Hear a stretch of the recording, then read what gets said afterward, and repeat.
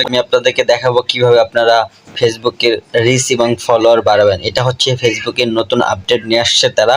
তো আপনাদেরকে অবশ্যই ফেসবুকে অনেক বেশি অ্যাক্টিভ থাকতে হবে। দেখেন আমি একটু অ্যাক্টিভ ছিলাম, যার কারণে দেখেন রিসেন্টলি আমার ফলোয়ার্স চলে আসছে কয়েকটা। আমি এই পেজে অ্যাক্টিভ নাই, তারপরেও লাস্ট কয়েকদিন ধরে আমি অ্যাক্টিভ হয়েছি, দেখেন ফলোয়ার্স আসছে। এবং আপনাদেরকে রিচ এবং ফলোয়ার্স বাড়ানোর জন্য যেই উপায়টি অবলম্বন করতে হবে সেটা হচ্ছে অনেক বেশি অ্যাক্টিভ থাকতে হবে, সেই সাথে আপনারা বিভিন্ন ভিডিও দেখবেন আর হচ্ছে কমেন্ট করতে হবে। এভাবে গঠনমূলক কমেন্ট করতে হবে।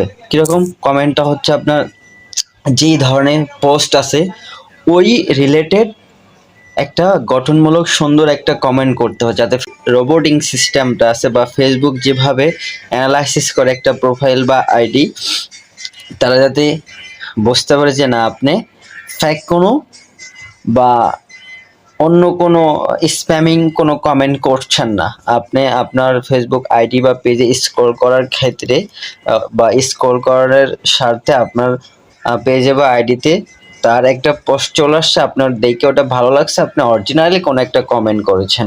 তো আপনাদেরকে লক্ষ্য রাখতে হবে যে আপনারা যে কমেন্টটা করছেন সেই কমেন্টটা আদৌ কি ফ্যাক্ট, বা আপনি শুধুমাত্র আপনার ইন্টেনশন যে না আমি ওনাকে বা ওনার আইডিতে ফলো করব বা কমেন্টস করব, সেই জন্য আমার আইডিতে ফলো পাবো, এরকম কিছু করার দরকার নেই। জাস্ট আপনি প্রতিনিয়ত reels video, photo, text, story এগুলো আপলোড করতে থাকবেন এবং video, long video, live video এগুলো করতে থাকবেন কন্টিনিউ। তাহলে আপনার ফেসবুক পেজের আইডিতে 100 ফলোয়ার্স এবং রিচ দুটাই বাড়বে, সেই সাথে এঙ্গেজমেন্ট হবে। দেখেন আমি রিসেন্টলি এই যে ফলোয়ার্স পেয়েছি, তারপর হচ্ছে এই যে লাইক কমেন্ট এগুলো খুব পাচ্ছি আর কি।